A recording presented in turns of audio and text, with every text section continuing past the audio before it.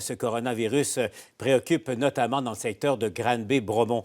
Je vous rappelle, il y a 2 médecins de l'hôpital qui ont contracté le virus. Il y a aussi un enfant testé positif après avoir fréquenté une piscine publique mardi soir dernier à Granby. Donc, appel à la mobilisation puisque, Jean-François, il pourrait y avoir donc clairement un foyer d'infection à Granby. Granby, en ce samedi, début d'après-midi, au centre-ville. Vous êtes en mesure de le remarquer derrière moi, même s'il y a un peu de circulation automobile.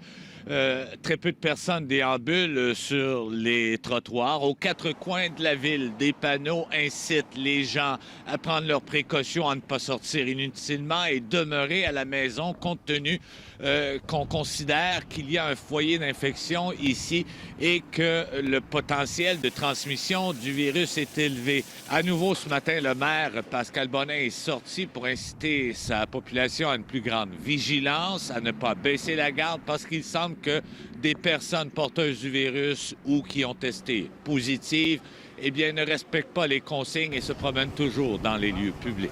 C'est une minorité. Il faut ramener cette minorité-là à l'ordre puis de dire c'est inacceptable. Écoutez la santé publique, puis on ne vous vaut pas dans nos rues, surtout si vous êtes infecté, un minimum de collaboration. La Terre n'arrête pas de tourner pour autant. Vous le constatez sur ces images tournées dans le stationnement d'une épicerie. Les gens doivent continuer à faire leurs emplettes, quoi qu'on sent qu'au sein des citoyens ici, l'anxiété commence à monter. Oui, j'ai vraiment peur que le monde me contamine. Là. Je prends mes distances face aux gens. C'est pas évident. Les gens, ils prennent pas ça au sérieux. Moi-même, dans ma famille, il y a des gens qui prennent pas ça au sérieux. Protéger le reste de la population. Là. Ça commence ici. Il ne faudrait pas que ça aille plus trop loin non plus. S'ils sont trop niaiseux pour sortir, qu'il y ait des mesures avec la loi pour faire ça. T'sais, parce que là, c'est la vie des autres. Là. C'est sûr qu'on essaye de convaincre les gens de peut-être pas se déplacer puis d'essayer le moins possible de se promener, mais...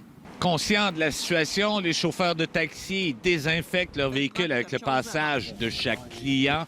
Même chose pour les chauffeurs d'autobus qui assurent le transport en commun. La Ville a pris comme décision de rendre inaccessibles les modules pour enfants dans ses parcs de jeux. On ne parle pas pour l'instant de confinement. On suit l'évolution de la situation de très près. Jean-François Desbiens, TVA Nouvelles, à Granby.